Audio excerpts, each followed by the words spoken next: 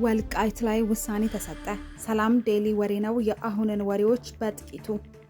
አቶ ጌታቸው ረዳ ውሳኔው የሀገሪቱን ሰላም ከማወክ ውጪ ሌላ ትርጉም የለውም ሲሉ ተናገሩ። አብን መደገፉን አረጋግጧል። በሌላ ወሬ ስምሪት ፓርቲ በምርጫ እንደማይሳተፍ አስታወቀ። ሶማሊያ 24 የጂኤፍ-17 ተዋጊ ጄቶችን በ$900 ሚሊዮን ለመግዛት ከፓኪስታን ጋር በድርድር ላይ መሆኗ ተገለጸ። እነዚህንና ሌሎች ወሬዎችን እናስደምጣችኋለን። ቻናላችንን ሰብስክራይብ በማድረግ አብራችሁን ዝለቁ። ወልቃይት ላይ ውሳኔ ተሰጠ። የኢትዮጵያ ብሔራዊ ምርጫ ቦርድ በአማራና በትግራይ ክልል የይገባኛል ጥያቄ የሚነሳባቸውን አካባቢዎች በተመለከተ የሰጠውን ውሳኔ ባወጣው መግለጫ አስታውቋል።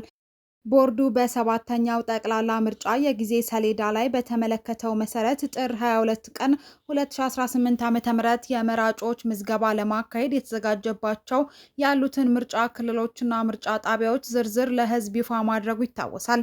ይህንኑ ቦርዱ ያወጣውን የምርጫ ክልሎችና ጣቢያዎች ዝርዝር ተከትሎ ጥር 25 ቀን 2018 ዓ.ም የፌዴሬሽን ምክር ቤት ለቦርዱ በጻፈው ደብዳቤ በትግራይና በአማራ ክልላዊ መንግስታት መካከል አከራካሪ ሆነው የቆዩትን የአምስት ምርጫ ክልሎች ይገባኛል ጥያቄው እስከሚፈታ ድረስ ውሳኔ አሳልፏል። በዚህም የሁመራ፣ የአዲረመጽ፣ የኮረማፍላ፣ የጠለምትና የራያ አላማጣ ምርጫ ክልሎች ከትግራይ ክልላዊ መንግስት ውጪ ሆነው ለብቻቸው በቀጥታ ለህዝብ ተወካዮች ምክር ቤት ምርጫ እንዲያደርጉ ምክር ቤቱ መወሰኑን ለቦርዱ አሳውቋል።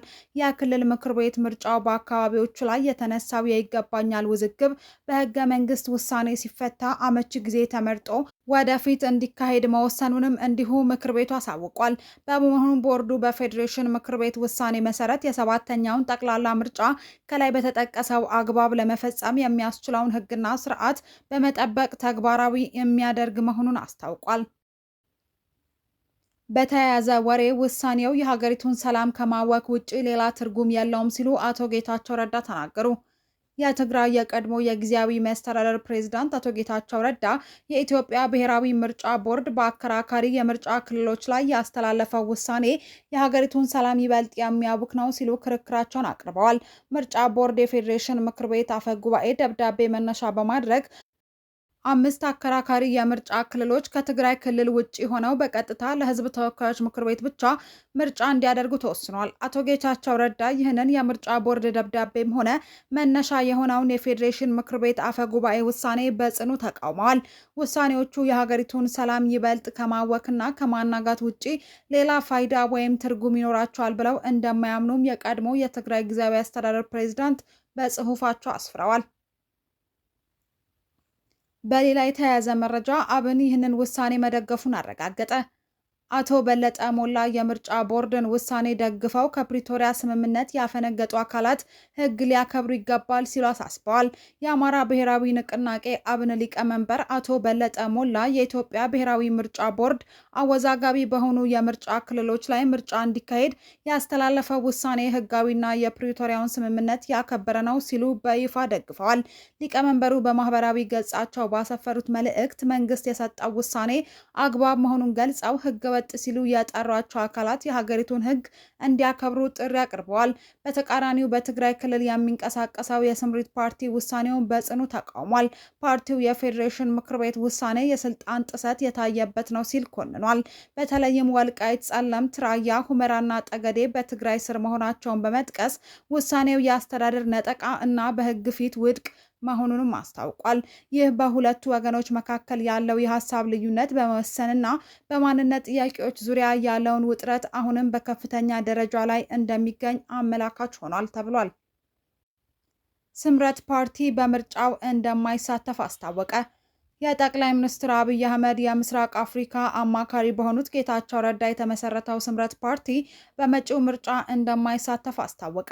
ፓርቲው ዛሬ ከሰዓት በኋላ ባወጣው መግለጫ የፌዴሬሽን ምክር ቤት ለምርጫ ቦርድ በጻፈው ደብዳቤ አምስት የምርጫ ክልሎችን በቀጥታ ለምክር ቤቱ ተጠሪ እንዲሆኑ መወሰኑን አስታውሶ ፓርቲው በመግለጫው ላይ የተወሰኑ ቅድመ ሁኔታዎች ካልተፈጸሙ በምርጫው እንደማይወዳደር የገለጸ ሲሆን ዋና ዋና ጥያቄዎቹም የፌዴሬሽን ምክር ቤት ያስተላለፈው ውሳኔ እንዲነሳ ለህገ መንግስታዊ ስርዓቱ ተገዢ እንዲሆንና የክልል ወሰን ክርክሮች በህገ መንግስቱ አንቀጽ 48 መሰረት ብቻ መፍትሄ እንዲያገኙ የሚሉ ናቸው።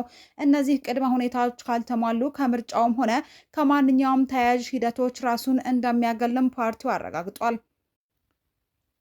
ከጎረቤት ሀገር በምናስደምጣችሁ ወሬ ሶማሊያ 24 የጂኤፍ-17 ተዋጊ ጄቶችን በ$900 ሚሊዮን ለመግዛት ከፓኪስታን ጋር በድርድር ላይ መሆኗ ተገለጸ። ሶማሊያ 24 የሚደርሱ ጂኤፍ-17 ተንደርብሎክ 3 ተዋጊ ጄቶችን ለመግዛት ከፓኪስታን ጋር ከፍተኛ ደረጃ ላይ የደረሰ ድርድር እያደረገች ትገኛለች ሲሉ የሶማሊያና የፓኪስታን መገናኛ ብዙሃን ዘግበዋል። ይህ የጦር መሳሪያ ግዢ ስምምነትም $900 ሚሊዮን ያወጣል ተብሎ ይገመታል። ይህ ስምምነት ከተጠናቀቀ እንደ አውሮፓውያን አቆጣጠር በ1991 የማዕከላዊው መንግስት ከፈረሰ በኋላ ሞቃዲሾ የፈጸመችው ትልቁ የመከላከያ መሳሪያ ግዢ ይሆናል ተብሏል። ይህ ድርድር መነቃቃትን ያሳየው በኮማንዶ ማህደር ሼክ አሊ የሚመራ የሶማሊያ አየር ኃይል ልዑክ በየካቲት ወር መጀመሪያ ወደ ኢስላማባድ ካደረገው ጉብኝት በኋላ ነው። ጉብኝቱ ሞቃዲሾ ከ10 ዓመታት ግጭትና በሌሎች ሀገራት ላይ ከነበራት ጥገኝነት ተላቃ የአየር ኃይሏን ዳግም ለመገንባትና የአገሪቱን የአየር ክልል ሉዓላዊነት መልሳ ለመቆጣጠር ያላትን ቁርጠኝነት አመልካች ነው ተብሏል።